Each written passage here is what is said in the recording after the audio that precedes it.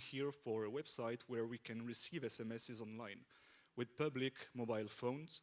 And you can see that we have a list of mobile phones, and by clicking on one of them, we can see the list of all messages. So these are messages that are publicly available for anyone to see. So you may guess what is the security issue with this. But first, why should we, or why would we use search services? Well, the main answer is for registration on websites and mobile applications. And for me, use cases are mainly privacy. For example, you want to register on a web application, you don't want to provide your personal phone number, well, you can pick one of those phone numbers. Second case is for testing. As a bug hunter, this is something I use a lot when I need to create multiple accounts on the website I am testing. I pick those phone numbers to create accounts. And finally, we have a last case, which is bypass geo restrictions. If you need to register on some website that requires a US phone number, well, I am French, I don't have any US phone number, so I pick one of those phone numbers.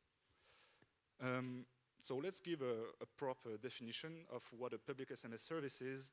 So obviously it is an SMS service, so a service that allows you to send or receive SMSs, but public because they don't provide any access control mechanism and allows users to see each other messages, just like we saw in the GIF. We were able to see random people messages. So basically, we can summarize it with this little table. Whenever we have registration or access control, we can say that those services are private. And when we have none of these features, we can say this is a public SMS service. So here is our global scope of the SMS service family. On the right, you have the private ones, which are usually registered services and paid services. So because creating a user account on those services implicitly means that you have access control, if well implemented. And on the other hand, we have free ones. This is the ones we saw in the GIF. And in this ecosystem, I focused on only one website. So the scope of the study is really narrowed to receive-smss.com.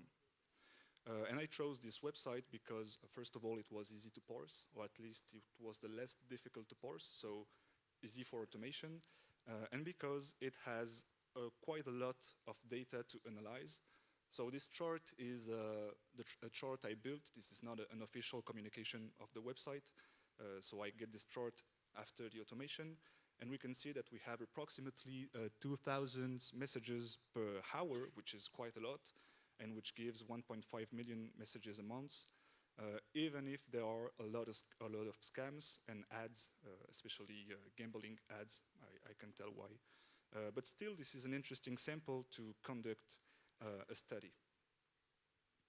Quickly about the state of the art, what brought me to publishing about this topic, publish SMS services, is that apparently no one ever done any study from a security perspective, of course, about this topic, except one short article from the Zata's website. So Damien Bancal published an article named How to Read Strangers' SMSs in 2022, and here is what we learned.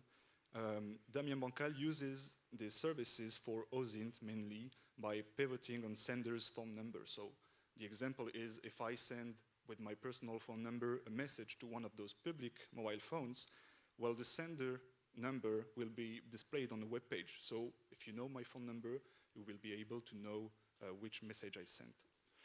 So he uses it for bad guys communications and to find lost or hidden people communications, but he also says that this is a very limited use case because he uses it in 1% of his investigation case, which from my point of view is already a lot.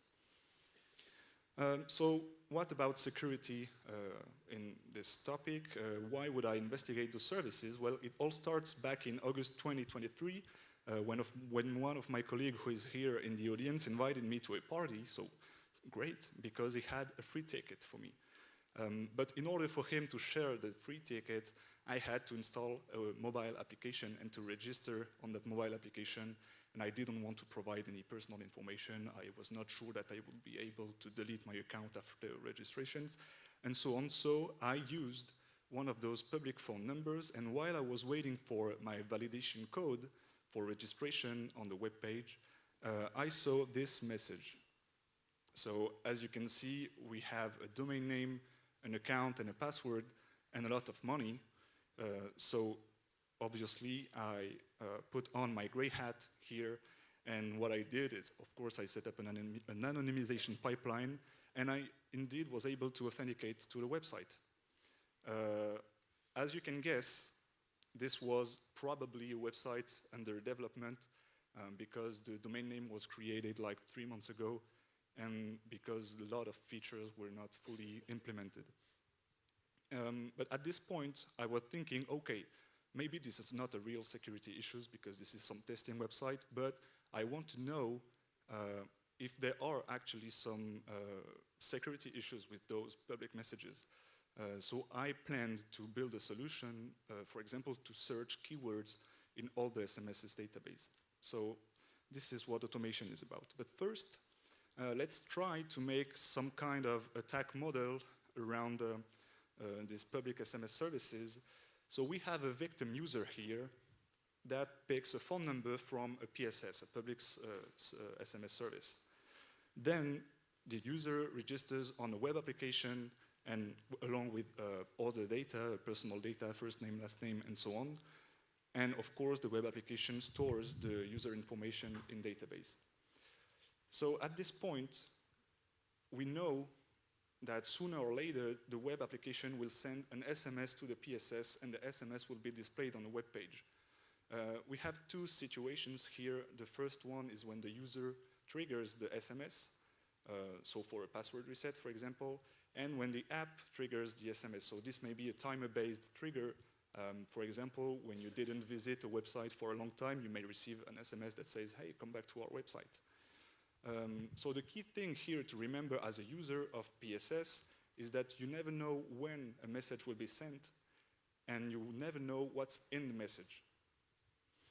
So then we have our attacker guy that is able to read SMSs and access URLs inside the messages. So the consequence of this is that by leveraging this data leak, this is the equivalent for the attacker to be able to read a really tiny part of the database because they can read the victim user data. We may have also a case where the attacker is able to write the user data. And finally, well, with password reset, for example, we have the opportunity to make a full account takeover. So let's start to talk about automation, and I'm just checking the time. Okay.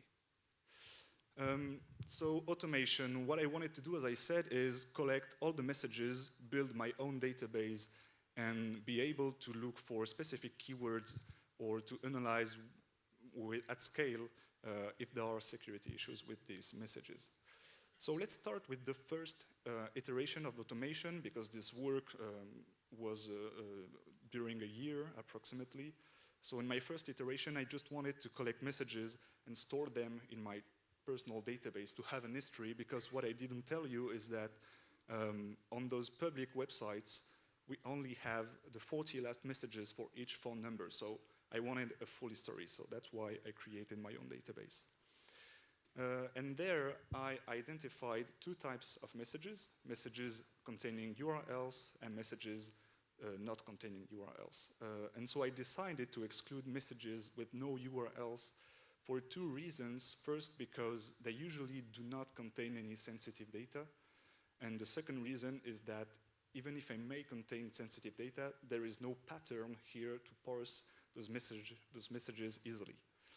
So I removed this from the scope, and this is a big deal because it removes 97% of the whole SMS dataset. So I kept messages containing URL because, as you can see here, we can see who is the sender. So here the sender is probably example.org. But we have now, instead of 1.5 million messages, we only focus on 45,000 messages. So this was iteration 1. So for iteration 2, what I want to do is only focus on URLs and analyze them. Analyzing means well, I access the URL and I see what's behind. So for example, with the stickermule.com message, when accessing the URL, we access an order with PII exposure. We will see this in the next slide. And we have other use cases, direct account takeover, that may be a partial account takeover. So basically, you access the URL and you are authenticated. That's it. And it may be partial because sometimes you don't have access to all the features of Sticker Mule, for example. And finally, we have a password reset account takeover, which is self-explanatory. So for iteration 3, what I wanted to do is automate not only SMS's collection, but also data collection. So for the example of stickermule.com, what I wanted to do is simply take the web page that we see here, parse it, and add the data we found into a database. And so also for other use case, I wanted to automate the password reset in order to build some kind of database of accounts that I will be able to use later. So by the way, this is kind of a gray hat approach. I don't want to hurt anyone about this. And the last iteration was an architecture review of the application that I built, which I call SMS Explorer. So what we have here is a Python Flask web application that enqueues jobs, and these jobs are executed by an SMS worker and a data worker. So we have also a database, obviously, PostgreSQL, and what the SMS worker is doing is that simply, as I said, it fetches all the SMSs from the public web page and adds them to my database.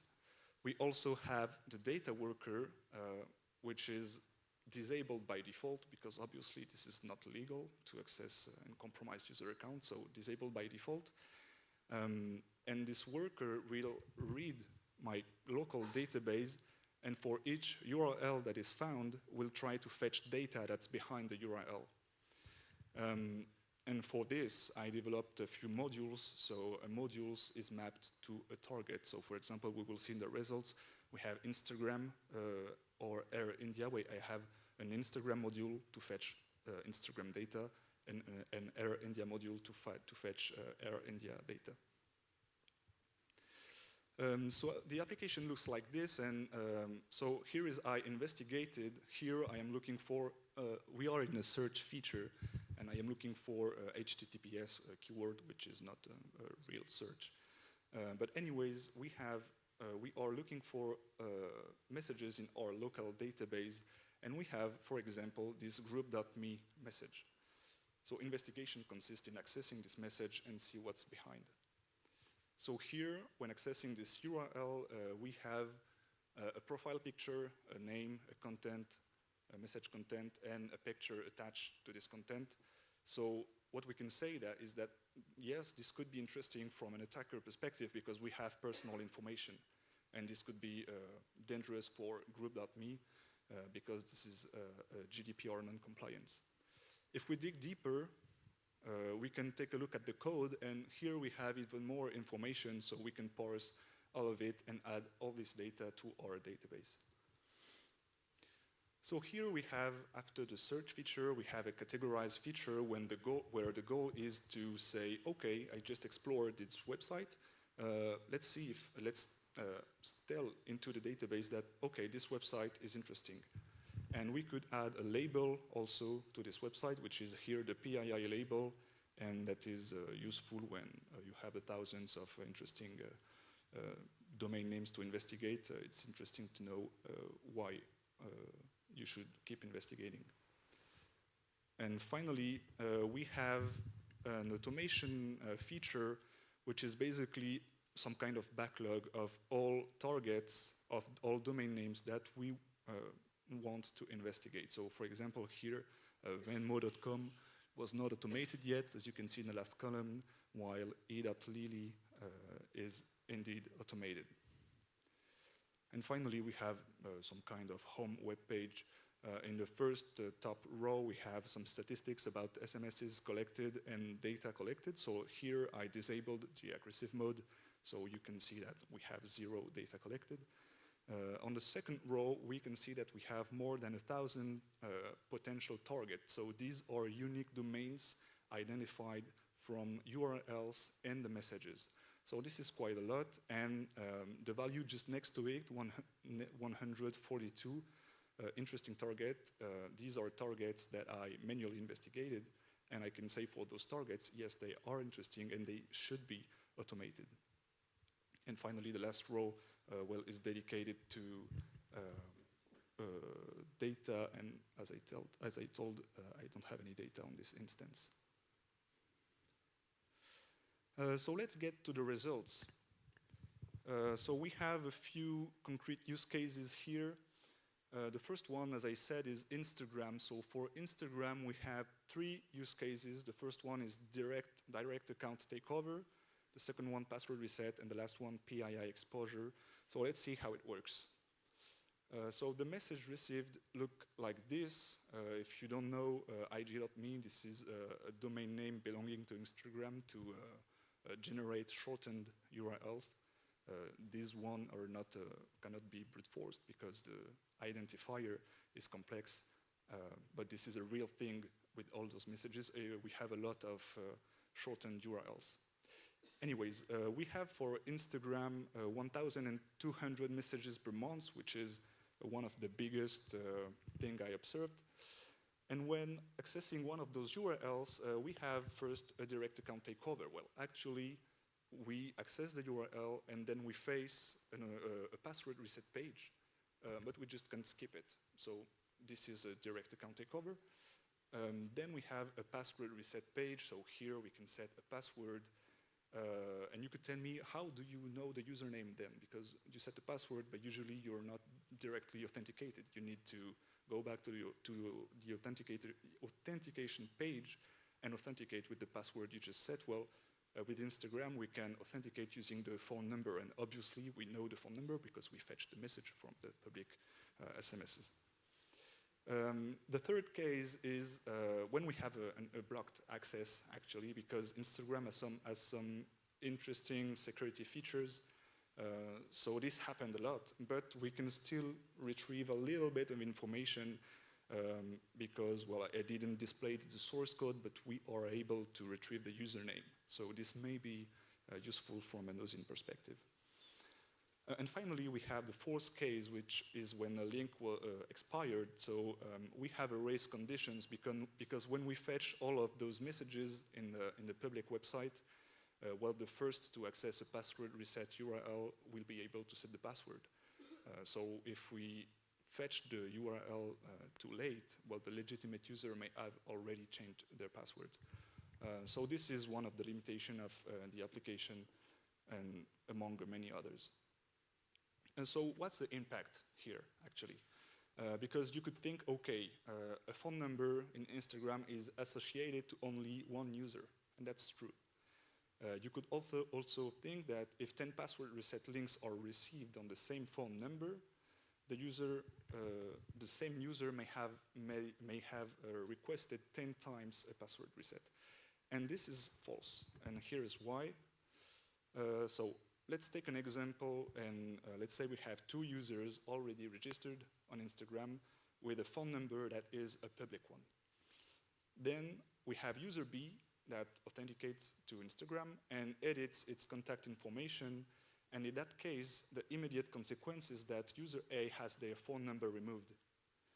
So user B, to set this phone number as its contact information, must validate by entering a validation code. So basically you cannot steal anyone's mobile phone number. You must well, receive a code and validate that this is your real phone number. But it works with public phone number. And so what it means is that a user A could request a password reset link, then user B can steal the phone number, and then user B can request a password reset link, which means that for a given phone number, we may have access to multiple user accounts, and this is what I observed. So then we have Air India, which is some kind of PII exposure that leads to a partial account takeover. So This case is quite interesting. And by the way, Instagram said this was a normal behavior and they won't blacklist those phone numbers. For Air India, they fixed the issue. So here we have this meme that explains and spoils the issue here. When you buy a flight, you have a PNR, which is a unique reservation name identifier, and you have a last name, obviously. And so with those two information, you are able to authenticate or check in at least at the airline company. So the message received looks like this. And by the way, you can see that we have only Air instead of Air India at the end of the message. And this is because for some reason, all public SMS services I reviewed are truncating messages after a specific number of characters. So we are lucky here to have the full URL because sometimes things cannot be exploited because URL are truncated. So for that case, we have 1,500 messages per month, which is quite a lot, again. And so when accessing the URL, we are redirected to Qualtrics.com. So if, like me, you don't know what Qualtrics is, this is a multi-service, multi-SaaS service when you can, among other services, make feedback forms like this. So what we can see here is that we have sensitive data in the URL and in the form. And since I didn't know anything about Qualtrics, I wanted to check whether this data exposure was the fault of Air India or Qualtrics. So I set up my own Qualtrics account, and they have a feature where you can define variables, and those variables are based on the URL parameters. So this means that this is an Air India mistake because there are other safest way to achieve this. So here were the parameter value and fields for that present in the Qualtrics URL. So as I said, the PNR, last name, of course, and many others personal information. Of course, I checked that these were actual flights because I had the date and the flight number, and we can see that this is a production environment, so no doubt that this is an actual data leak. And so we can authenticate with the PNR and last name as anyone. And here, from the attacker perspective, we have three situations. The first one is when the flight is in the distant future. In that case, you can only list flights, which is not really interesting. And there may be multiple flights, because for a given PNR, you may have a whole list of flights. Then we have the case when the flight is in the near future, so in some days, for example. And here, the attacker would be able to check in instead of the legitimate user. And the last case is when the legitimate user already checked in.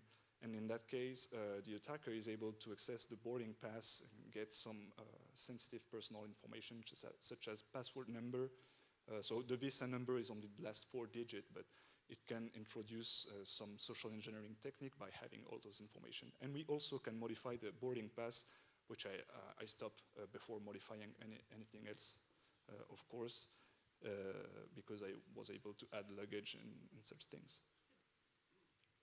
So what's the impact here? It's a much more important impact than Instagram, because here we know, and I made the check because I automated this, we know that, well, first we always have sensitive information. We are never blocked from authenticating, for example. Then we have a good amount of message. So these are 1,500 unique persons per month, which is something. So each case is a unique case. I don't know how much time we have left. I can conclude, and I have other cases in the next slides, but let's reach the conclusion and you'll ask a question maybe. So here are some results that I published, so including the one I presented. And I made some categories more fine-grained than what I just presented. So we have password reset, bypass access control, data exposure, data discovery. So data discovery, for example, is when you have, well, a target. Here, this is the Madrid Comunidad. And I discovered data in subdomain that could not be, as far as I know, obtained with subdomain enumeration, for example. So this is a really rare use case, but I think it was interesting mentioning it. We have a lot of scams, as I said, and one interesting one I saw is a UPS scam with a perfectly replicated UPS website. And finally, we have missed opportunities. So this is where, as I said, when the URLs are cropped, and so, well, I can access the URL, but I face an error page. So I think, and I don't make the study to evaluate properly what I'm going to say, but I think this is not really representative, and this might be only 15 to 20% of all exploitable use cases, because it takes a lot of time to automate those cases and investigate. So at some point, I stopped, actually. So let's conclude about the security. So from a user perspective, so this is you and me using public SMS services. Well, as I said, we never know when an SMS will be sent, and most importantly, you never know what is the SMS content. Because another example I saw is for a website like Le Bon Coin, where you want to sell your bike, well, you put your bike on the website. There are some URLs that allows you to access the application directly authenticated, and the URL never expires. So that's also something, because what we should have in mind also is that because those SMSs are public, they can be parsed by search engine, so you may find those URLs directly when looking for some Google Docs. So they could be even more exposed than directly looking at the PSS website. If you use those services, use them with mocking data, so don't use a public phone number along with your personal data. That may be dangerous. And finally, pay for a real service, right? From the targets perspective, so targets are Instagram, Air India, and so on, a blacklist feature could be really implemented in an easy way. If I can parse the list of phone numbers, well, I guess Instagram can, right? And they also should be warning users, because you and I know, since we are in the security field, we know that this may be dangerous, but maybe regular people do not. From an OffSec and an OSINT perspective, well, here we are only talking about opportunistic attack, which means you start from the PSS and you have a list of targets that you can attack, but making a pen test on Enterprise X, well, you don't want to check if there is some exposure on PSS, because this is very little, not probable at all. Not likely to happen. And finally, this is not eligible for a bug bounty, at least for the approximately 10 cases I had. And last questions, I would like you to raise your hands.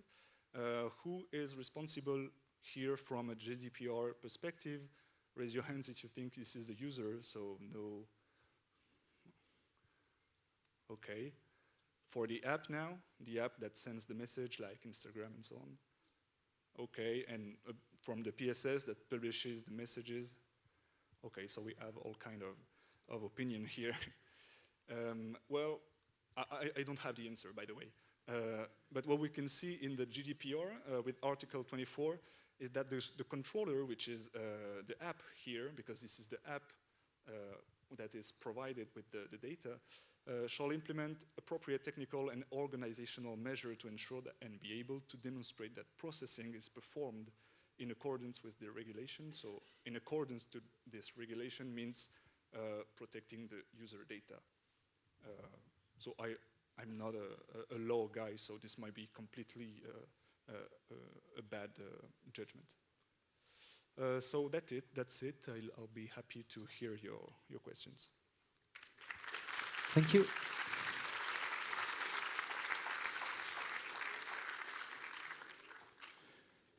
A question.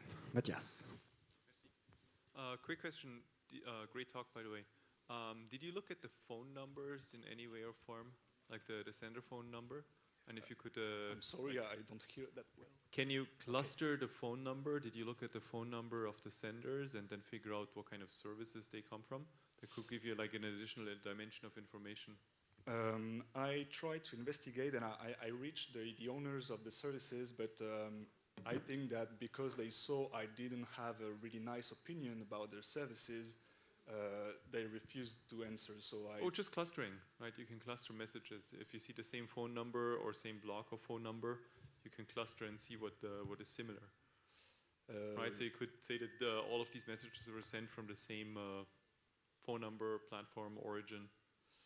I don't really investigated that part. The only thing I can tell is that, let's say a given phone number I observed on receive-sms.com may be also used on other websites.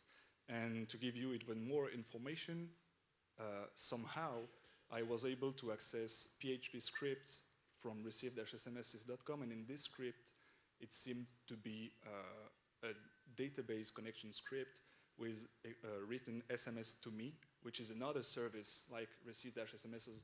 I can identify the relationships between these numbers. I would like to, but I was not able to have any guy working there. So.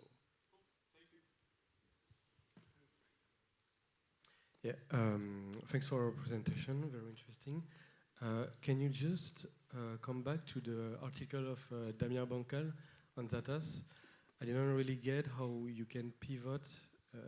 You talk about pivoting.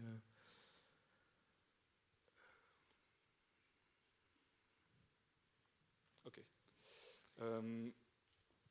Well, let's say I am a bad guy and you want to investigate me and what I do.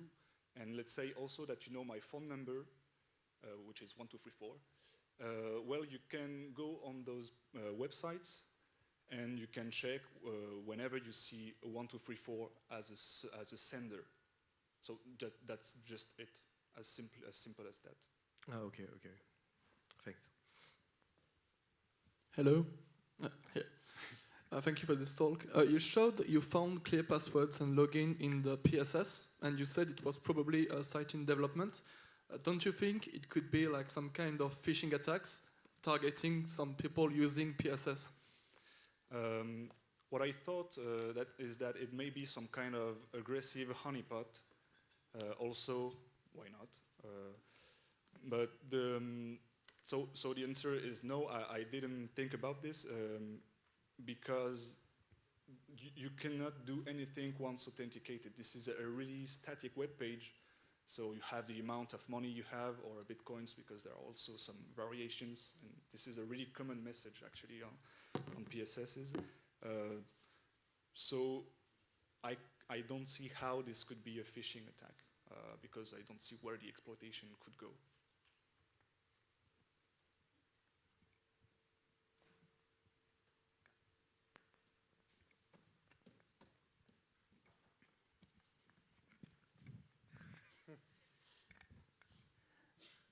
This kind of database reminds me of the Yelp mail, which is kind of the same with public email that you can access. Did you also try this on this kind of database, or did you just focus on the SMSs?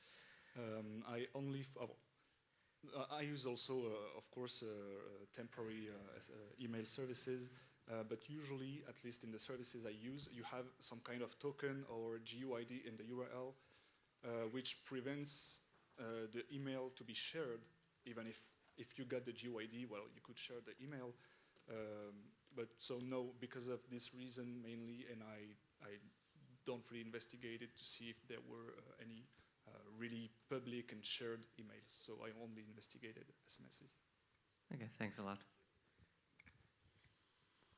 Okay, thank you. Thanks. Thanks a lot.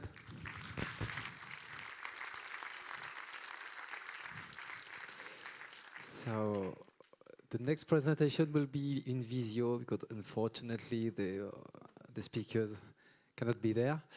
So we're going to try if it's work. Michael and Remy, can you hear me?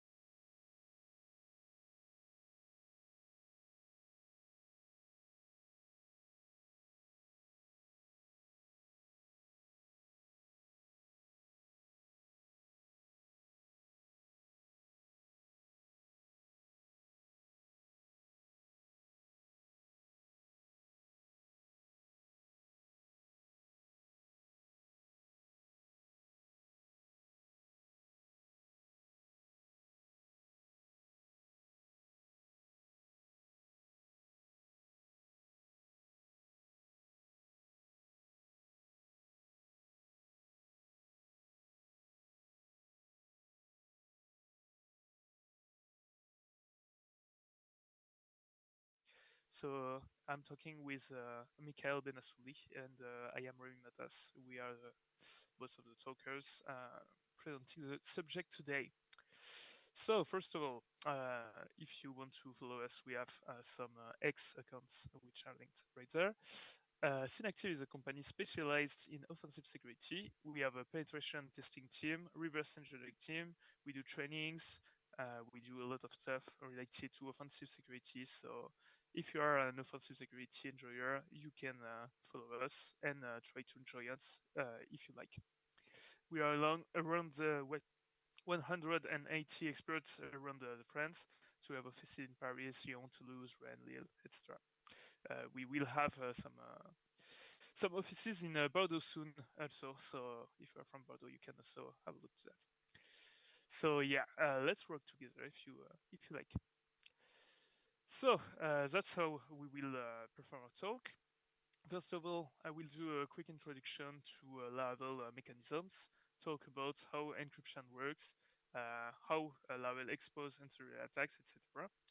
After that, I will talk about vulnerability pattern, which is linked to the decrypt function, and present some vulnerabilities we identified with Mikhail during our research.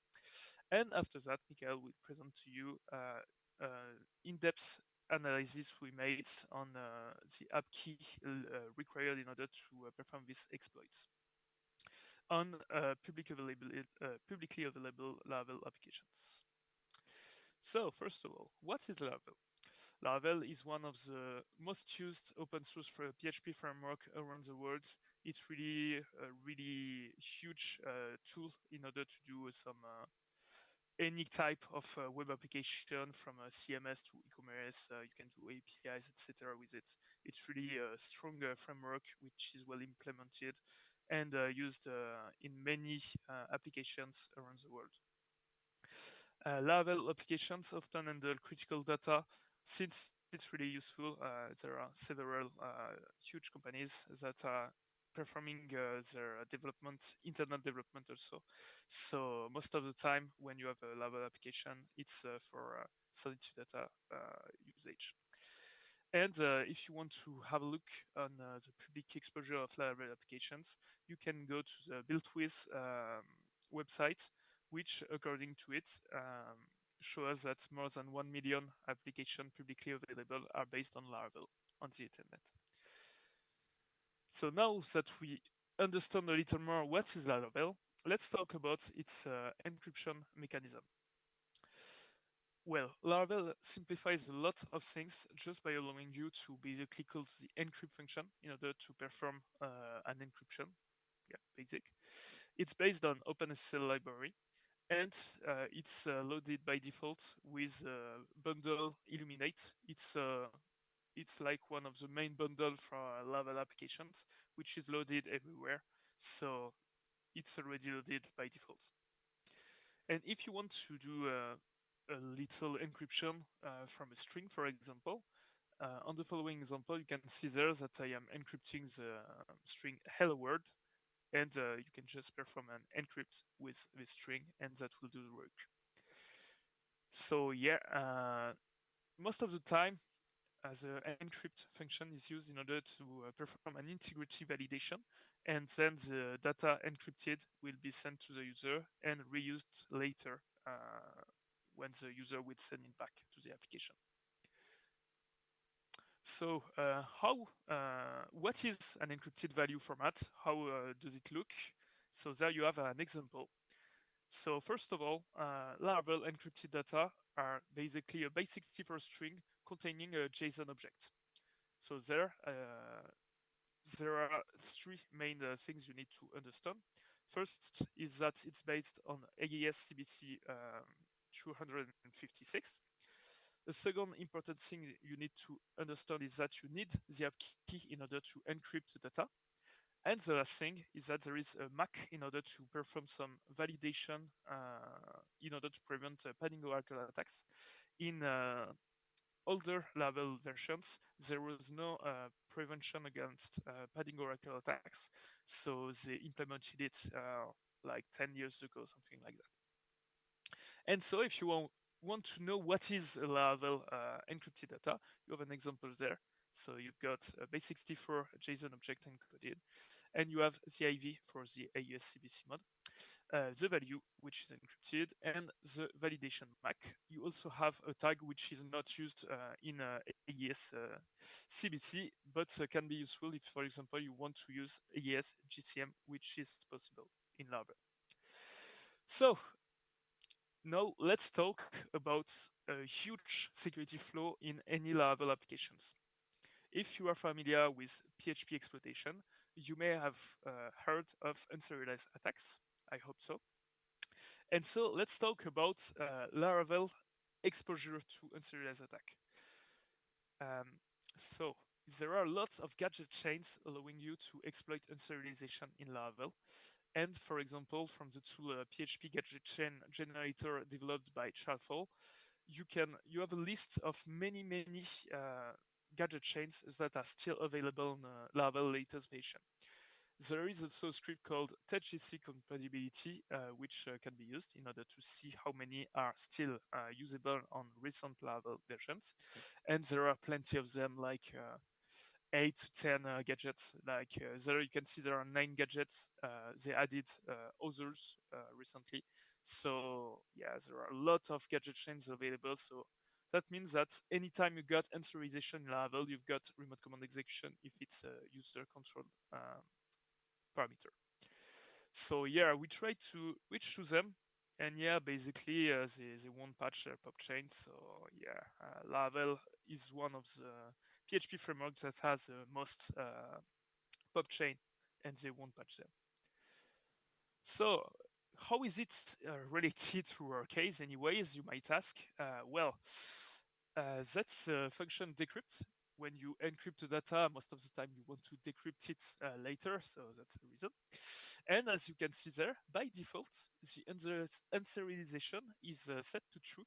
So when you have an encrypted data with Laravel, by default, you will manipulate, in fact, serialized data when it's decrypted. So basically what that means, by default, Laravel plus unserialize means remote command execution. So decrypt plus Laravel plus unserialize. Yeah, that's still a remote command execution. But there is another requirement. It's to have the app key of the Laravel application. So now decrypt plus app key equals remote command execution. So since you need to have the app key in order to control the decryption, and that there are no other encryption attacks such as parting oracle available, you need to have your hand on the app key in order to perform the exploitation. So in order to prevent to what we are going to discuss, please make sure that your app key is unique and that you did not leak it on I don't know, for example, GitHub or anything else like that. So where is the app key stored? In the recent versions of Laravel, it will be in the .env file, and there are 2 places where you can have app keys. It's on the app key parameter itself, or inside the app previous keys series that we will discuss about later. Yeah, previously it was stored inside the config /app.php configuration file, but it was migrated in .env in the more recent version of Laravel. So what is app previous keys? It was supposed to be to help users to help them to rotate their app key if, for example, they leaked publicly. But well, in order to prevent some security issues. But as we can see, in fact, app previous keys are also used inside the decrypt function. So even if you rotate your app key inside the app previous keys, you will still be vulnerable to the vulnerabilities we are going to discuss. So please keep that in mind. So best practice is to store your .env in a restricted directory. Avoid exporting it, and of course, if you need to rotate, please don't use app previous keys. And yeah, keep in mind that if it's leaking, you are going to be vulnerable on the case we are going to discuss on or in other cases that are linked directly to Laravel security. So, what is the attack surface if you leak an app key?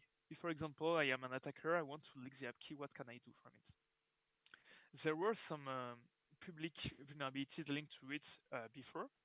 You have to know that before Laravel 5.6.30, cookies were based on encrypt and decrypt, but a serialized version of it. So basically, if you had the app key before 2018, you were vulnerable to remote command execution without any other requirement than having the app key. There are other the put protection against it, sorry, by putting the unserialized to false on a more recent version. But there are still vulnerabilities linked to it, which Timo Müller discussed inside a blog post from Mogwai Labs security. And there are other ways to exploit it on other cookies, on Laravel queues, or on signed URLs, for example. So we tried to exploit it with publicly available scripts and to make our lives easier, but we did not manage to really have our hand on any patents. So we developed a tool called Laravel Crypto Killer in order to automate the exploitation of many vulnerabilities linked to Laravel decryption. So there are three modes right now: encrypt in order to re-encrypt data, decrypt in order to see if you have a valid app key and to see what was inside Laravel encrypted data, and brute force, which can allow you to try to brute force many app keys in order to see if you can crack the encrypted data linked to Laravel or not. So in order to show you how it works, I will show you a quick demo just to show you. So there are my videos. Let's go. So there, what I did was to basically create an encrypt controller, which has two routes. A first one in order to encrypt data. You can see there that I am using the encrypt function. And another route, which is decrypt, which allows you to, as you guessed, decrypt data. So I registered two routes inside Laravel. And right now, I will show you how you can get a remote command execution if you have your hand on the app key. We made a little Docker Compose, just a quick way in order to launch our application. As you can see, it works. It was the latest Laravel version in November when we did our trick. And there you can see there is an encrypt route that I will reach soon, and put some hello world string in order to encrypt it. And as you can see, I don't type that well. So there, you've got the encrypted Laravel data, and now I will use Laravel Crypto Killer in order to decrypt the content I just sent to the application, and to see if we can get back our hello world or not. So there, you've got the encrypted data. And now in order to decrypt it, I need the app key. So let's say that we had access to it. So there, as you can see, it's stored in this way inside the data file. I use it. There was a typo inside the way I typed inside the video. So yeah, I fixed it. And as you can see, there is a serialized data, and we can see that hello world is there. It's important because the S and the semicolon is S12 means that it's a string and serialized one. So in order to exploit an unserialized attack, I used the tool PHPGC as you saw, and I re-encrypted the data. And when I send it back to the application, you can see that I've got a remote command execution directly on the application. And so that's the main way to exploit this kind of vulnerabilities. So you might ask yourself, yeah, well, that's cool and all, but you set it all and it won't work in real life. But now we will talk about three main patterns that we looked for inside some public applications based on Laravel. So the first one is directly to reload the vulnerability from 2018 we discussed about earlier. So if you pass this to your Laravel application, passport with cookie serialization, you basically re-enable the vulnerability, which is quite nice from an attacker perspective, of course. The second pattern we looked for is the one that I exploited inside the demonstration based on decrypt itself. And the last one is to allow to store your session inside the cookie. And in fact, when you do that, you force Laravel to store serialized data linked to your session, which also makes it vulnerable to unserialization attack. So from it, we found three CVEs. The first one was on Snipe IT, right there. And so it was based on the reactivation of the CVE from 2018. The second project we found the vulnerability on was on Invoice Ninja, which is also a big project on GitHub, based on the misusage of the decrypt function. And finally, the last one was on Crater, which is also a public application based on Laravel, and they basically stored their sessions inside the cookie, which made them vulnerable. So on Snap80, as you can see there, that's the patch they made in order to remove the vulnerability.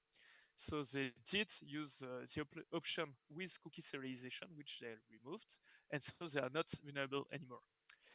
So I've got a quick demonstration on each, so let's get started, because I think I take already a lot of time. So there you've got your Snipe IT application. So since they re-enabled the vulnerability from 2018, basically that means that serialized data stored inside the XSRF cookie is using some Laravel encryption. So there, an interesting option of the tool Laravel Cookie Killer is that you can try to brute force and to see if there are any vulnerable or already known app key publicly known. So there on Snipe IT, they do use a default app key. And as you can see there, I just copy paste an encrypted Laravel cipher. And then you can see if an app key is inside Laravel Cookie Killer, the tool will tell you that it worked and show you what is the decrypted data they identified. So there it works. It also tells you when there is a serialized data. And so basically, if there is a serialized data and that you have an app key, you've got a remote command execution from PHP gadget chain generator. So yeah. So there we need to encrypt back our data with the tool Laravel Crypto Killer. So once more, we've got the app key. We encrypt it back with our gadget chain. We paste it inside the cookie since it's to exploit the vulnerability from 2018. And there you have your remote command execution. So that's it for Snipe IT. For Invoice Ninja, that's even dumber, I mean, because they in fact forgot that they made a root inside their project. It was pro-authentication, because why not?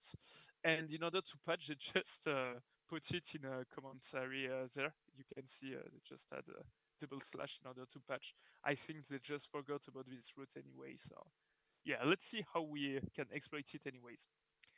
Interesting thing about Invoice Ninja is that they do also use default app key, and so that we once more can brute force it, brute force a Laravel cipher linked to Invoice Ninja, and Laravel Crypto Killer will tell you that it exists. So there I need to get any cookie linked to Invoice Ninja in order to crack the Laravel encryption. So now by default, they won't contain any cipher data, but it's not an issue because the vulnerability is inside another root. We just need to make sure that we do have the app key. And here you can see RR++, that's basically the one from Invoice Ninja by default. So once more, we need to exploit a root which is publicly available. So we cipher once more our gadget chain inside a Laravel cipher. We just go to the root that they provided to us. And as you can see, the root is just /root/ the encrypted data. And we once more have remote command execution. And yeah, let's get continue with the last one, with Invoice Shelf. They did the same mistake by putting their not the same mistake, sorry, another mistake by putting some serialized data inside the cookie. They patch it by setting the session driver to file, and so to exploit it, that's the last demo I will show you. You run the application. So here I had some issue in order to have the full front end working on the Crater, but anyway, the backend still works, so we can see that. As you can see there, the little pattern there is in fact linked to the Laravel session. When you do store your session inside the cookie, that's how it's like.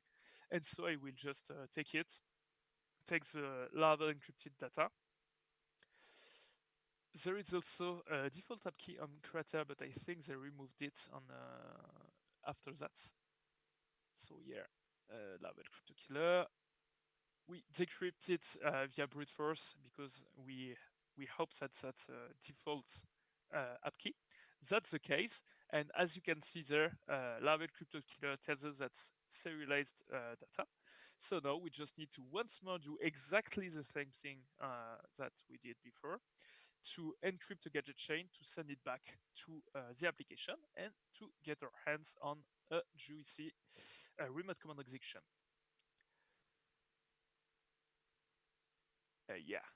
We just need another step. Since there is a MAC validation on the cookie also, we need to set it in order to encrypt the cookie, and so it won't work otherwise. That's a little option we need to add when we are exploiting this kind of vulnerability when the session is stored inside the cookie. So anyways, we cipher it back, we send it to Crater, and bam, we've got remote command execution. And so that's it for the publicly available vulnerabilities. I will now let Michael talk and show you how app keys can be found in public. Thank you, Remy. Yes, indeed, we want to try to facing the real world in our research by facing attack based on app key leakage and exploitation. So we made a quick review from FBI papers, naming families of malware into Laravel. So we're focusing on one of them, it named Androghost, and it make an attack with specific pattern during January 2024. And this pattern is very specific to Laravel application because it scans the internet for Laravel application. Once you find them, you check for exposed DNTM file to steal credential and API keys like Remy described. It can also post a request with a specific variable to trigger an error. This aiming to identify debug mode in Laravel. This can also expose credential or API keys like app key. And if it successfully access to application key, it attempts to exploit a very low remote code execution vulnerability in Laravel 5.2 that using the XSRF token to deserialize and exploiting the vulnerability and compromise the system. So more information is in blog post from Stephen Muscater, but for how usage for an attacker, for being in an attacker perspective, is interesting because we have a lot of legitimate data that have been serialized with AppKey, and this submission of data with AppKey can make an attacker with a no AppKey capabilities to bypass a lot of security check by embedding the payloads in serialized data that Laravel can deserialize and potentially, as we described, executing malicious code. And also you have a lot of serialized PHP object with gadget chain, like we use with PHP GGC, can trigger arbitrary command, and this can be due without detection by a lot of WAF. We have also a minimal logging in default configuration of all this legitimate data has been submitted, because deserialization and command execution can leave no trace in log, like you have with a standard post request from typical web shell. So it's interesting for an attacker.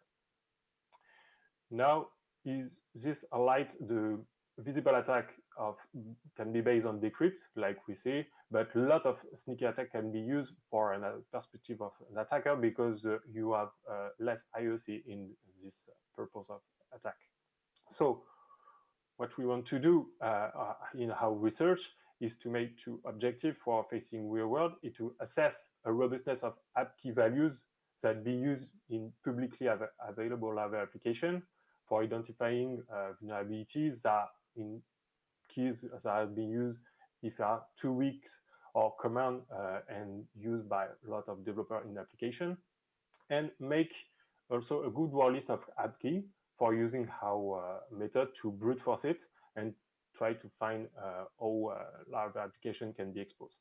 So for that, we made two tactics.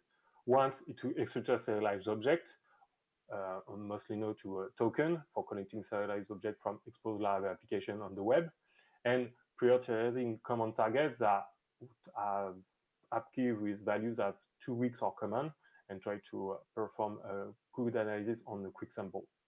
So for that, we have to find token in the wild. We starting by exfiltrate all Laravel Cipher object fundable on the internet. So for that, we're focusing on specific engine for discovery. Here is Shodan, but you have a lot more in Census or Zumai search engine. And this Shodan engine has indexes publicly exposed server information, including in Laravel XSLF token or other cookies that can be used. So for our research, we want to focus on SIPON pattern for collecting serialized data. And we focused on two types of pattern. One, set cookie XSLF token for just targeting XSLF token has been indexed. And the second one, from HTTP title and specific status from the return of application, then expose the debug mode of Laravel that expose also app key or token. So for the first one, we have also 700,000 results. After filtering it and fine-grained it, we have around 600,000 results that can be large more for making a quick brute force. And this is important to note, we have a lot of different technology and web ports that has not been filtered. So for our second perspective to find app key in the wild, we want to make it by leveraging different server or a different zone for targeting it. One of them is GitHub Doc, because GitHub have a lot of projects, and this project can embed a lot of default app key in his documentation or in his default .env that has been not changed by any developers. Google Doc can be interesting too, because a lot of .env5 have been indexed by the engine and contains in text a lot of app key or debug modes that can be grabbing app key for us. We can also see if no app key repository is available, like Bad Secret, but is not fully relevant for our cases because it's mostly focused on Windows Server. And we have also capabilities if we have an attacker with a perspective to compromise a lot of server, to try to grab .env5 is around how 700,000 key. But of course, we don't do that because we do not interact with the remote server. So this is important to note about the .env5. A lot of them are accessible across the web. This exposing sensitive information and configurations that should remain private, as Remy described before. Some of .env5 still leak to Google and GitHub, so sometimes due to accidental publication or default method. But we can see in the web and method of families of malware, a global scanning with word list try to locate .env5 to extract this secret. So it's important to note for made a good mitigation about. The danger of default app key, what is it? Because, okay, I have a default app key in my application, but what is a real default in production? This can make your application an easy target because an attacker with an app key now can use it to reverse the key by using a token to reverse engineer the key. If we found it, you can gain access to sensitive data that has been used by the app key and encrypted with it. And it can compromise the system as the way we described before. And this is important to have a good application and method to assess this robustness. So for that, we use a method and we implement a method in Laravel CryptoKiller for brute force it. So our tool, as Remy described before, can use a method named brute force. Is taking input a Cipher file with a list of Cipher value extracted from Laravel application. and he can brute force with a multi-threaded method this cipher file with a list of app key, but it's not fully relevant for good brute forces because it's not tool main purpose of this tool, but it can do it. So for the usage, we have use it in second in the next slide. Yep. So in how sample, what we do with Laravel Crypto Killer, we use brute force with a specific thread. It's important to note in Laravel Crypto Killer, you have a default word list folder embedded of all of our research has been directly in the repo. And you can just submit your cipher file with your cipher list with your token to try to identify an app key from an application. And here we see we have a start of result in how around 600,000 method, but it takes a lot of time. And we made, after several hours in our brute forces, last of them, the 4 of them, because we made 4 brute force in our research with an arrangement of our app key, an encrypted number of key cracked with 6,000 key cracked in application and 400 serialized data in it. This is pretty good because this 400 serialized data just implies we have located capabilities to expose 1% of Laravel instance has been exposed in the internet. So here you have the 4 brute force we have made in this application, and we see more custom word list with a lot of app key. We have a lot more app key and exposed Laravel instance we have. So here you have a 400 free remote command execution in Laravel expose instance without interacting with it. If we just expose them by leveraging, we have app key no in this part. So this is pretty cool. But what we can have interesting in this specific app keys type of occurrence, here we have a lot of occurrence of app key in our research that expose 3 main back practices in solution we have exposed. Indeed, the first one of occurrence in advanced stock management invoice application that has exposed the first back practices of developers or maintainers deploying the application without changing the base64 key that has been embedded in the project. That is the first back practices. The second occurrence that expose around the frequently used base64 keys that being used in Bootstrap project, so is underlying a lot of application and can be exposed in different projects.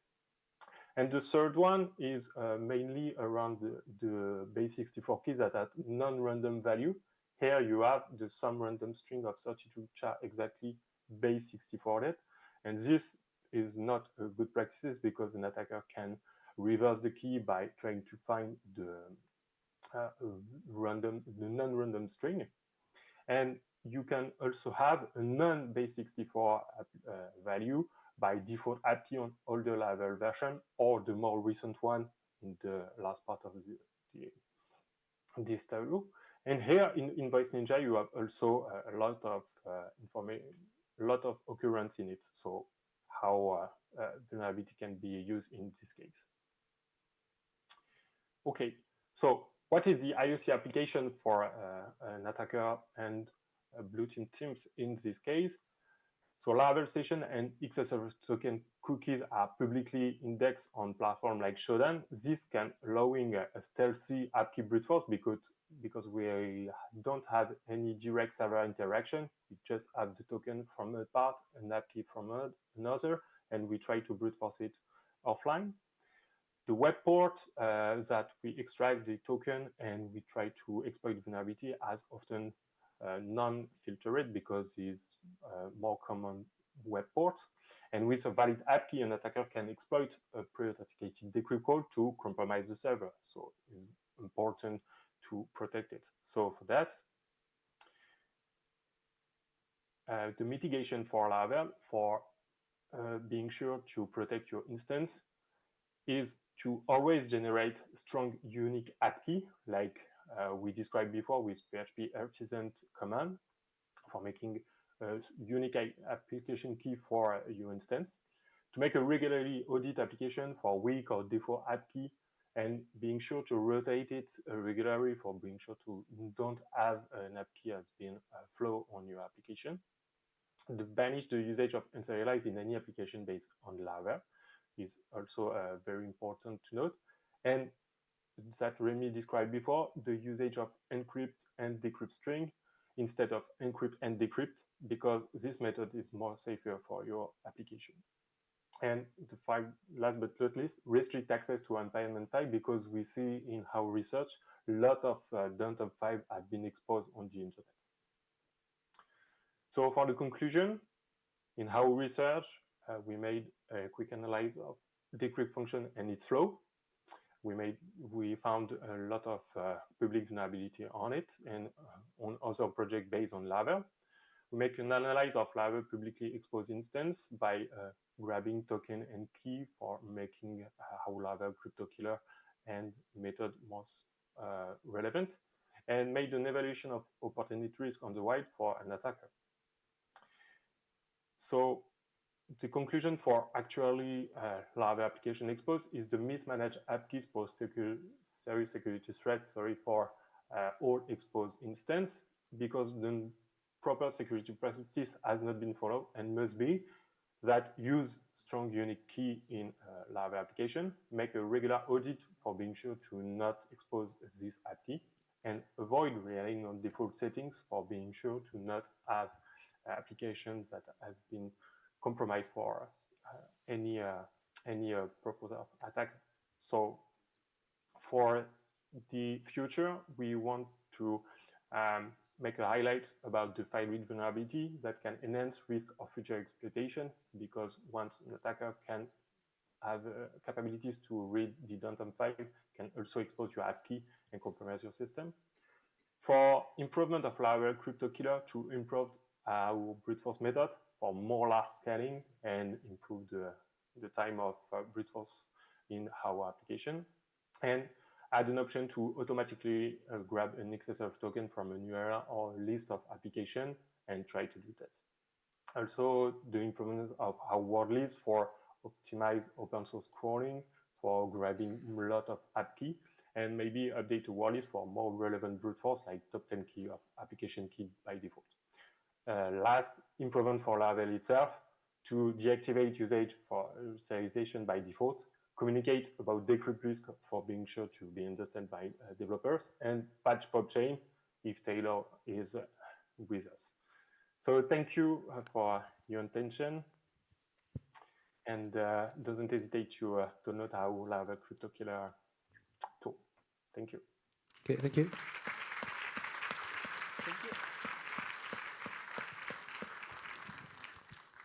Just 2 or 3 questions.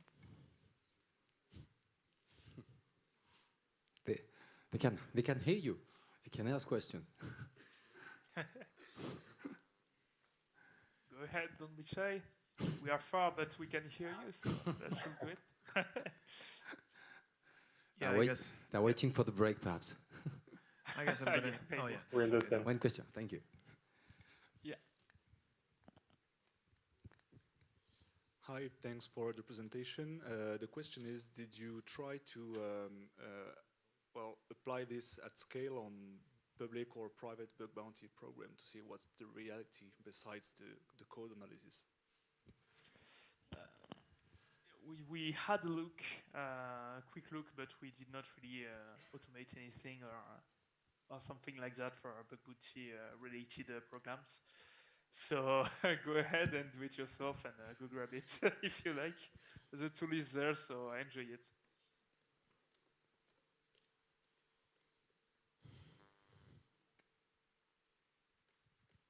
No, I guess that's it. Thank you, guys. Okay. Thanks a lot. Thanks. Have a nice day. Goodbye, everyone. Yeah, so we're going to have, before the last session, which is only one talk, so please, stay here For the last talk, before please. leaving. We're going to see that you have left, right? So, and yeah, we're going to have this 20-minute break, and at 10 to 4, I guess we're going to resume for the next session. Thank you. And the final session. And the final session. Benoit is going to dance.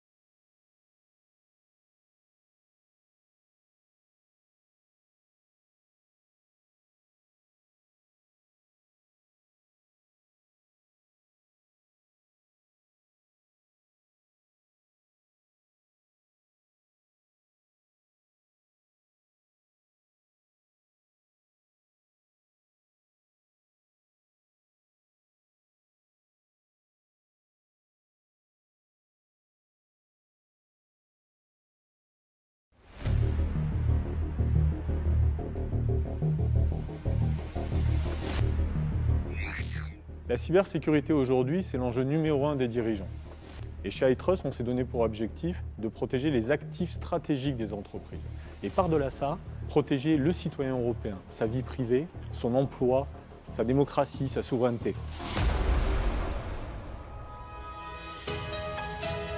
iTrust, c'est un des premiers pure players cybersécurité français. 1200 clients, dont 6 sociétés du CAC 40 nous font confiance. Par exemple, nous accompagnons quotidiennement 60 structures de santé et organismes publics. Et nous protégeons une centaine de clients ETI et grands comptes. Et ils nous restent fidèles. iTrust accompagne le client pour co-construire avec lui sa sécurité. C'est une équipe qui est dynamique et qui propose des outils innovants. C'est l'agilité, le professionnalisme des collaborateurs avec qui on travaille. Nous sommes certifiés par l'ANSSI, l'État français, la CNIL, le ministère des Armées et surtout certifiés PASI. Notre grande fierté chez iTrust, c'est d'avoir déjoué 100% des attaques sur l'intégralité du parc client ces 5 dernières années. Au sein du centre de supervision, nous traitons chaque jour 4000 alertes qui nous permettent de déjouer environ 80 attaques grâce à la solution Revelium. Revelium, c'est une solution souveraine qui est développée en interne depuis 2017 et qui inclut des éléments d'intelligence artificielle. La cybersécurité, c'est avant tout de la prévention. Nous sommes à l'origine d'une des premières Red Team d'Europe. Alors nous, on est ce qu'on peut appeler des hackers éthiques. On réalise plus de 150 audits par an afin d'identifier les vulnérabilités et permettre aux clients de les corriger. Et la prévention, c'est aussi l'automatisation de la détection des menaces par notre logiciel iCare. Élargir notre offre, c'est notre enjeu aujourd'hui. iTrust, c'est aussi des solutions de Darknet, de Threat Intelligence et bien d'autres. Et Free peut nous aider à être leader sur ces marchés. Avec Free, nous avons les mêmes valeurs d'innovation, d'ambition et de valorisation de nos collaborateurs. Et nous sommes très fiers d'afficher un taux de turnover de seulement 3%. L'esprit de Free et d'iTrust, c'est de démocratiser l'accès à des solutions qui étaient dédiées à des grands groupes pour les rendre accessibles à tous. La confiance que nous accorde Free fait de nous le centre d'excellence cyber du groupe. Une confiance que nous devons à tous nos clients depuis 2007.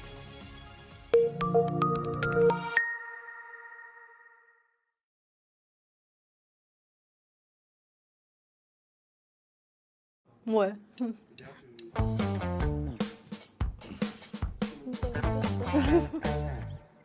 Action.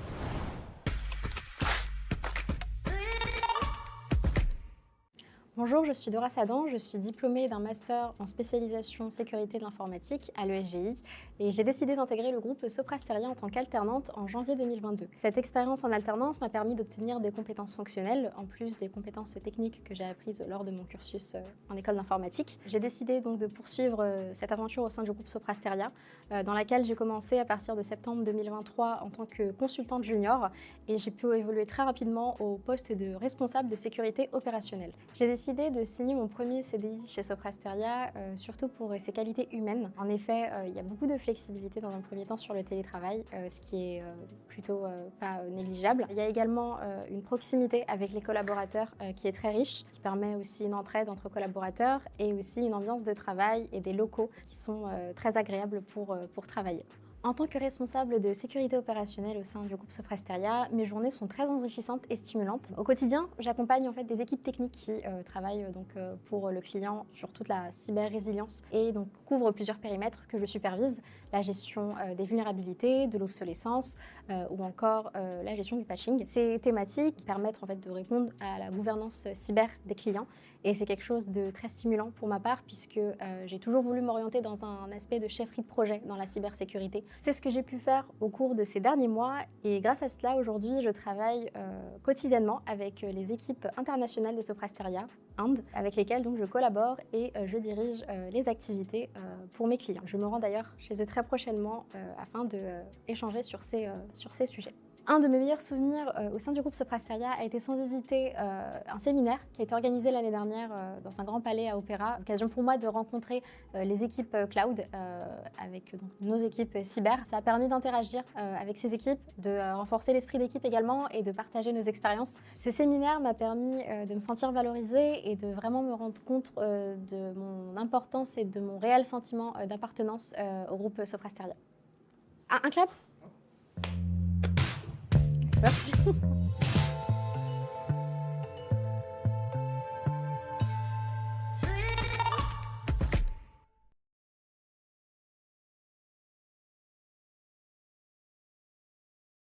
Dans un monde qui ne cesse d'accélérer, toujours plus numérique, encore plus connecté, les menaces accélèrent elles aussi, de plus en plus complexes, plus globales et organisées que jamais. En un seul clic, tout peut s'arrêter. Orange Cyberdéfense est là. Nos 30 années d'expertise forgées au sein d'Orange nous ont hissés au rang de leader européen de la cybersécurité. Nous accompagnons tout type d'organisation, grandes entreprises, PME, usines, administrations, entrepreneurs et particuliers.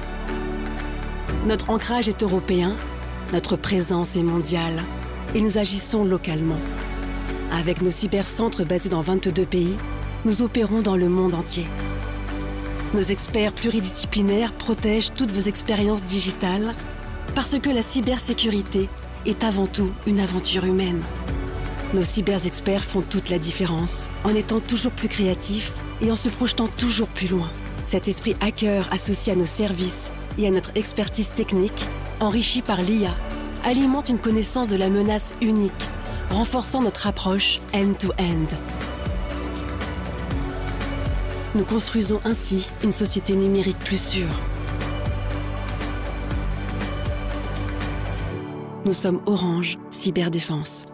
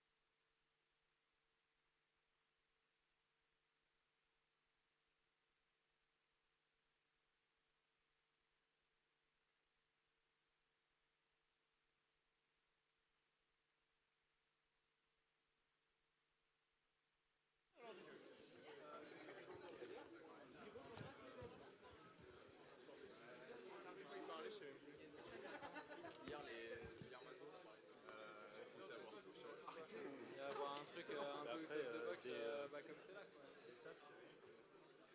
va les gars? Ça va et toi? Ça va. Pour l'instant, il ne devrait plus y avoir trop de problèmes. Il ne reste plus qu'une presse de...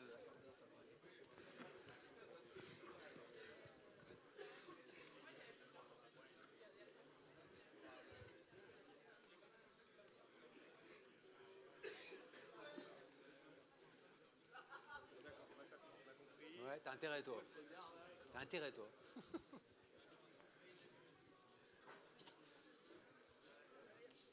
Savon poulet. Okay, welcome to this last station, composed of one paper, one presentation. This presentation is from, sorry, from my class. It's from Benoît Guillon and Frédéric Cano from Everis. Okay, their talk is software bill of materials. So, guys, the floor is yours.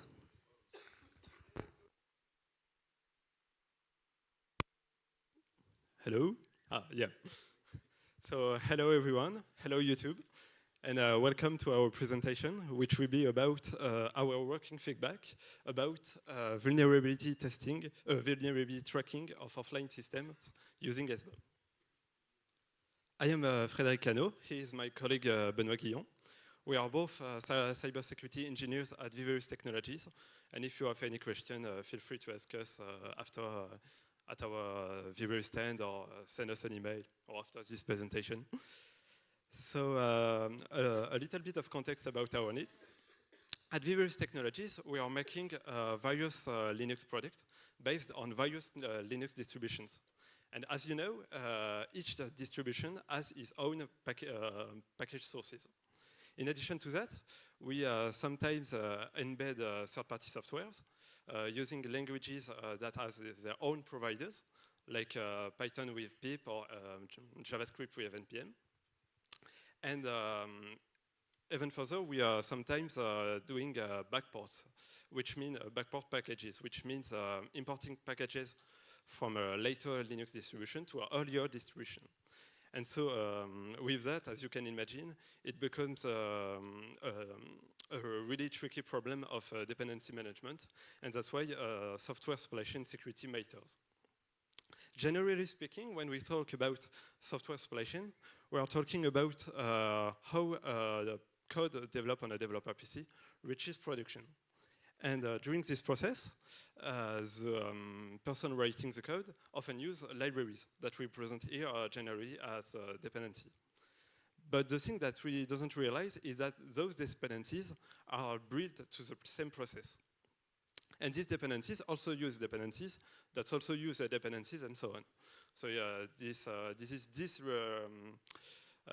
recursion that pose a problem.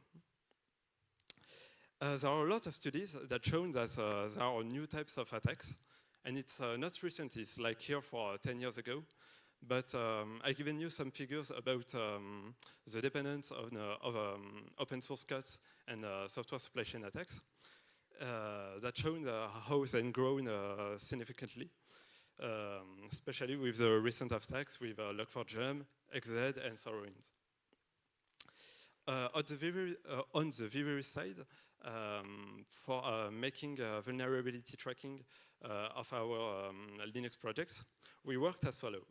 By building a Linux ISO that we are deploying on a destination machine, which could be a workstation or a server, we are extracting all the RPMs and then recreate each RPM database parses manually.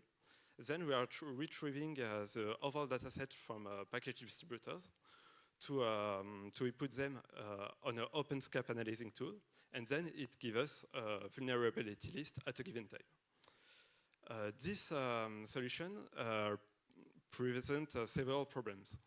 The first one is that we were only interested in RPM databases. The problem is that there are also other databases, pip, NPM, and this solution does not work with other Linux packaging types, like deb for Debian, package, and also pacman. And the other one, the other problem is that we are doing this on an already installed machine that are put on production. So a non-interactive approach is preferred, as well as an automated approach. And that's where SBOM comes in. SBOM, software bill of materials, represent an inventory that aims to be as exhaustive as possible of all the components that you have on your system, like third-party tools, libraries, dependencies, and so on. You have to think about it, like I tried to represent here, as a label that you can find on a can of food, listing everything you can find inside the can. Except that in the case of SBOM, it will be more of XML or JSON file. There are several factors that drive the need for SBOM. Firstly, it provides a clear view of all the components that you are using in your system and their origins. It helps to quickly identify the potential security vulnerabilities that you have on your components. It also compliance with the software licenses and regulations provided by the European or American institutions. And it also reduces the risks associated with the untrusted and the obsolete components that you are not tracking. So in fact, SBOM can also be used for traceability in a supply chain. There are different types of format of SBOM. Two main formats are the CycloneDX and SPDX. Both have their different use cases.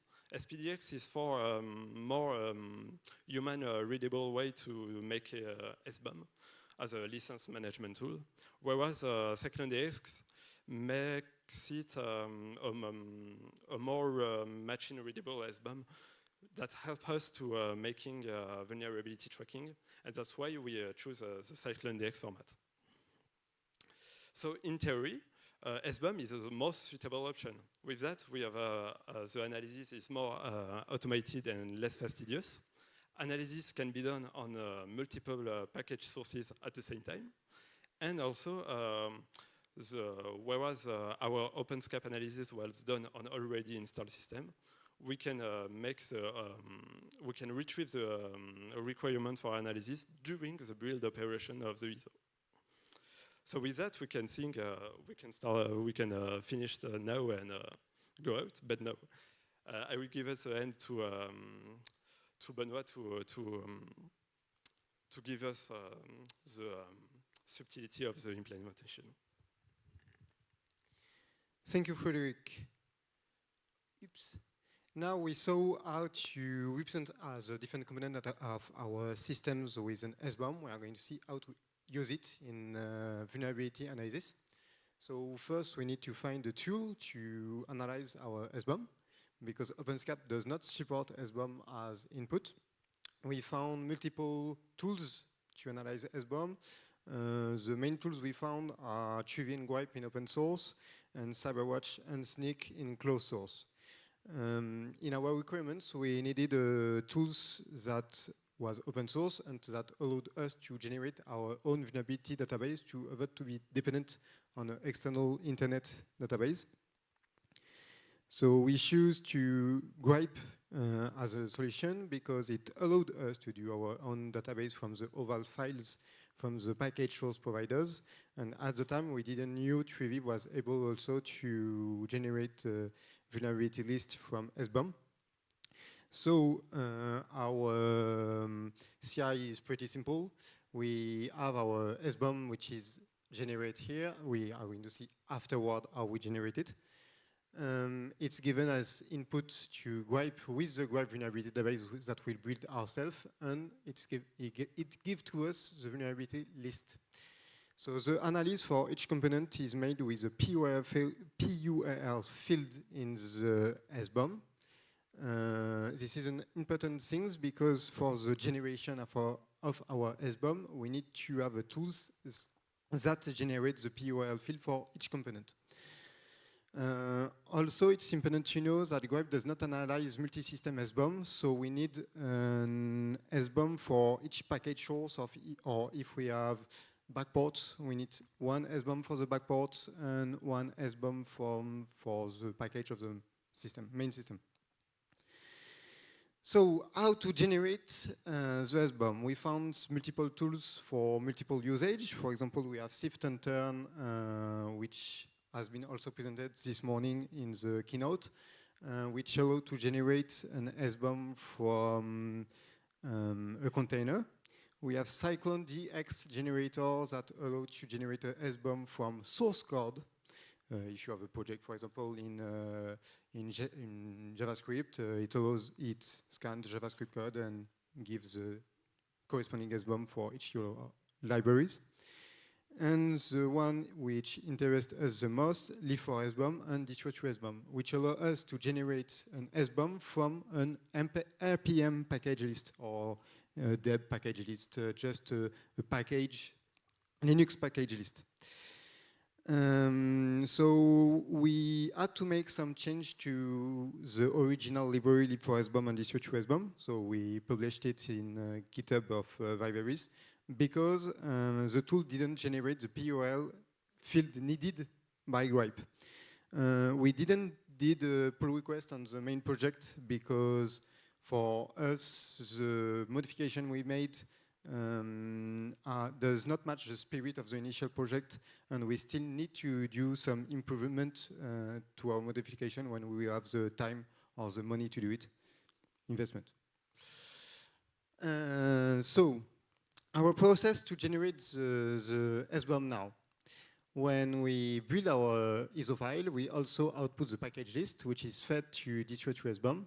And afterward, we have the process we just saw earlier with the SBOM analysis with gripe. We still have issues with this process. We does not handle external package source, so pip, npm, and all packages you can use for your favorite project. And we still need to, as I said earlier, manually separate each package source. So for example, if you have a backport, you need to separate it from the main system packages. So this is the subject of this slide. This is our first and main problem. The different package source analysis is not supported by gripe or Truvy. So for example, on a /15 system, you need to separate the two SBOM, one for the /15 backport and one for the /12 packages. Same thing for WEL and EPAL packages. We think the only good solution to that is to support multi-analysis, multi-package source analysis on gripe. So we want to work on that in the future.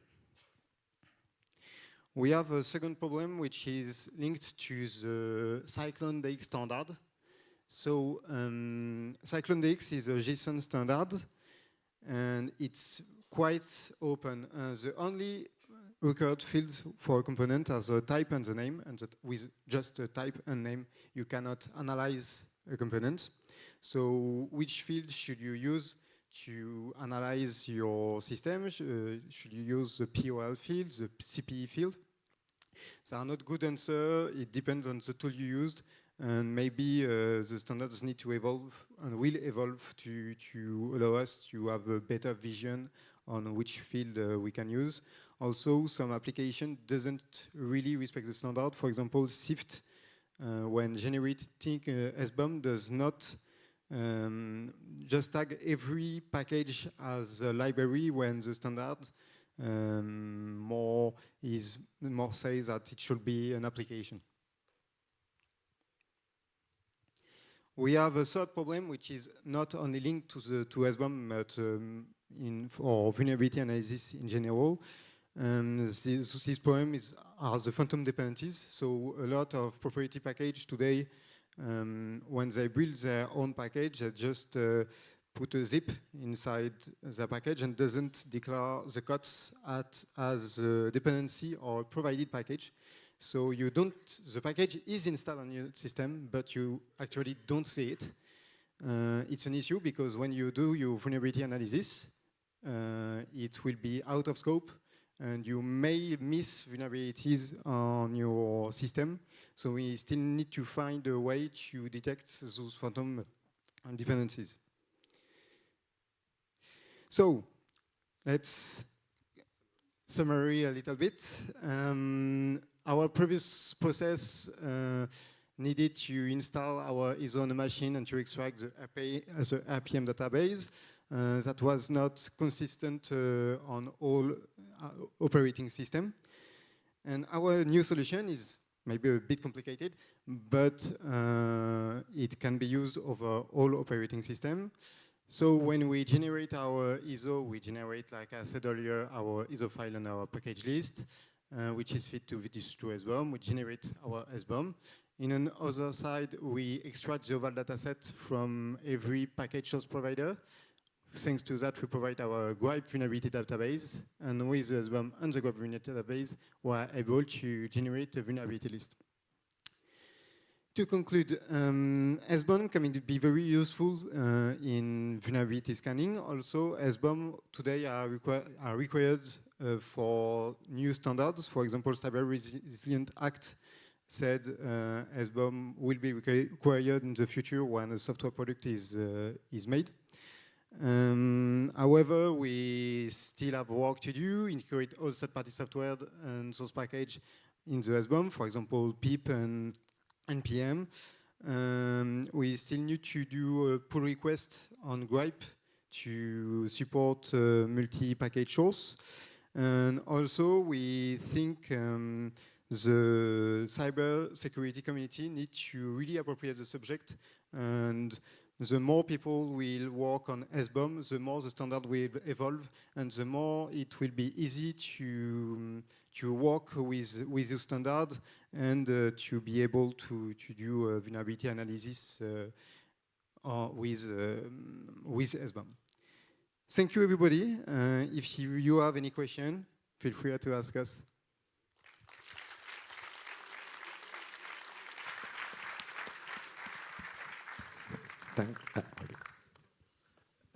Thank you very much. It's really interesting, and I think we need that in my company. First question, so you said there are multiple tools like GRIPE and other ones. I didn't get the name, but did you try those one? And if you choose GRIPE for a reason, why?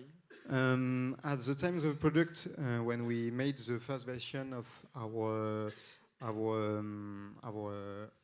tests, we only saw GRIPE as a solution to analyze SBOM. We didn't saw THCon at the time. And when we did the presentation, we didn't at the time to test THCon.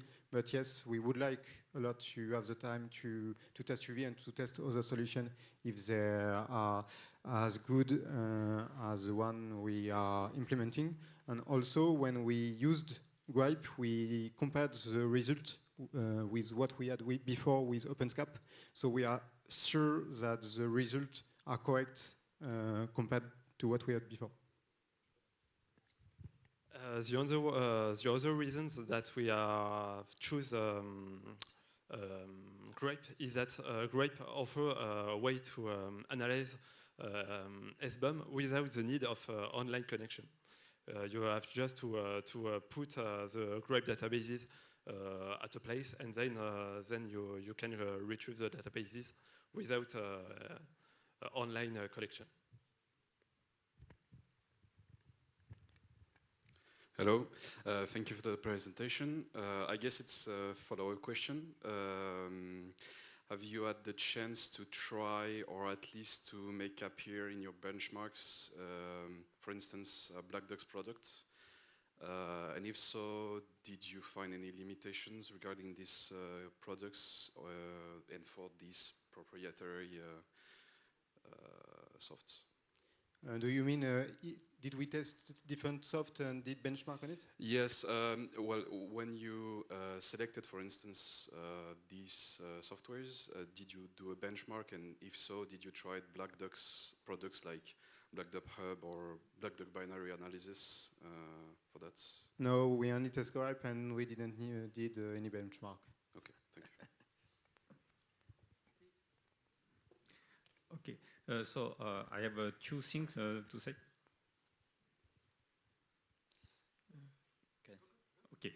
I have a question. I don't understand the point of building an ISO file, whereas you can download directly the RPM database on the website. So either it's a waste of a resource, or I miss some important point about your presentation. The thing is that, yeah, we are building an ISO by synchronizing all the packages from the Linux distribution. Of course, we can do it with a website, but it wasn't the system put in place when we develop our solutions. Hi. Thanks for your presentation. So I was wondering if you found some kind of way, if you studied it, how to look at, like, for example, kernel patches that might exist in your distribution, but that might not be logged as a version or some kind of cherry picks. Did you take a look at that? You mean the distribution patch for kernel, for example? Yeah, for example, I mean, when the distribution patch the kernel, often it output the RPM with the subversion of the kernel for the distribution, and the oval file that the package source provider give also the vulnerability for the patch of the kernel. Okay. So when you analyze the RPM from the oval file of the provider, you also have the good vulnerability. Okay. Thanks. Thanks for your presentation. I have understood that you make the decision to get your own database for vulnerabilities. And so what were your vulnerability sources, please? The oval files from the package source provider. For example, when you have Red Hat EPEL or the Red Hat Appium and Base OS package source, they provide an oval file with a list of the vulnerability for each package, and we take those oval file to generate the database. It's the same process the Gripe is doing for their own database, but we are doing it locally to be sure we do not depend on an external company. And the problem with that is that this concept with oval databases is not the same concept is not similar with languages package providers. They don't give us some databases that give us the vulnerabilities of the packet at the given time. So that's the main problem for vulnerability tracking, at least the language ones. Okay, one last question. Thank you. You mentioned the problem of ghost dependencies, which, depending on the system, can be quite the flow to this method. You also mentioned the upcoming requirement to include SBOMs to what does this apply to? Does this apply to any piece of software? And is it really a solution to the problem of ghost dependencies? Can this resolve this issue? This is complicated. We didn't find solution to phantom dependencies. This is, like I said, it's not only a SBOM problem, it's a general problem on vulnerability analysis. But I think SBOM can be a solution if standard has pushed, for example, for RPM to force RPM provider, for example, if your company output a RPM, to have a SBOM attached to it with all its dependencies.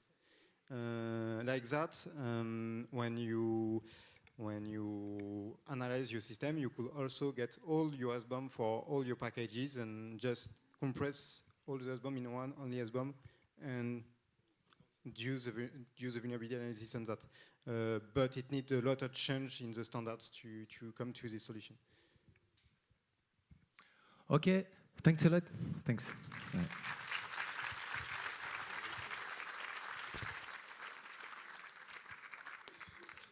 So this is the end.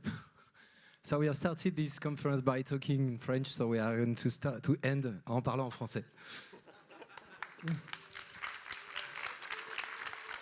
Alors on va juste remercier un peu tout le monde rapidement. On va faire monter toute la bande. Ils arrivent? Ils arrivent par derrière. Toute la bande, vous pouvez venir s'il vous plaît. On remercie un peu tout le. Ah oui, alors on remercie. Voilà. On a une aussi montre à remercié la offrir. personne qui a perdu sa montre parce que je vais pouvoir me payer mes vacances la semaine prochaine. Non, c'est pas lui, c'est pas possible. C'est la tienne? Oui, c'est ça. Eh ben, c'est tu offert. peux aussi c'est me payer offert mes par vacances la- la semaine prochaine. Voilà. Tu vois. Ouais, allez-y, installez-vous.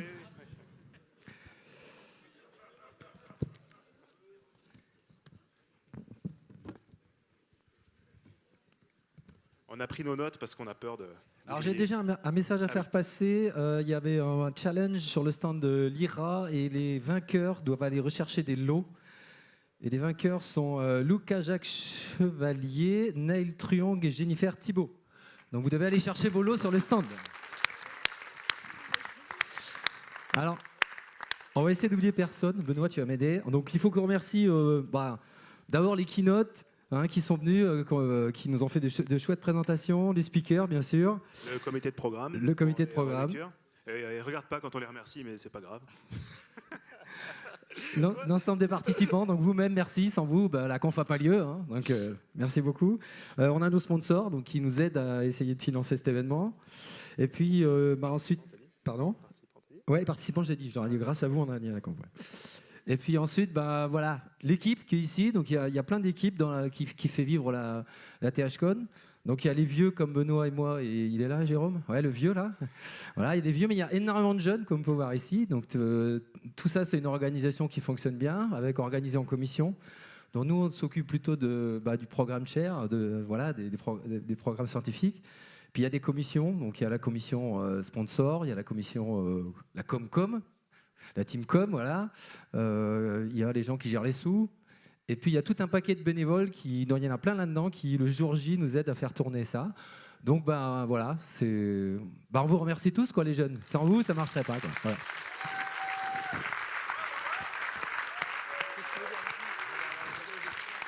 Et pour terminer, cette conférence au départ a été lancée par les jeunes passionnés en sécu, et notamment les élèves de la formation de Toulouse Sécurité.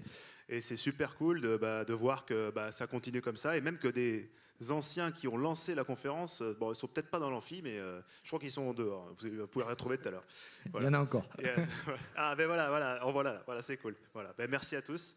Et en espérant vous retrouver très vite l'année prochaine, ce sera le plus vite possible. Alors, juste aussi, ce week-end, c'est demain. Ah oui. Ce week-end, c'est demain. Vous savez qu'il y a un CTF qui est accroché à la THCon qui a lieu demain, donc dans les locaux de l'ENSET, d'habitude, c'est toujours au même endroit. Et en distanciel aussi. Donc ceux qui ont envie de participer au CTF, normalement ils le savent déjà, il faut être inscrit. Donc voilà, ça fait toujours partie de la THCon. J'ai plus rien à dire. Il y a des choses les vieux là, rien à dire, les jeunes. On vous remercie beaucoup et on espère l'année prochaine.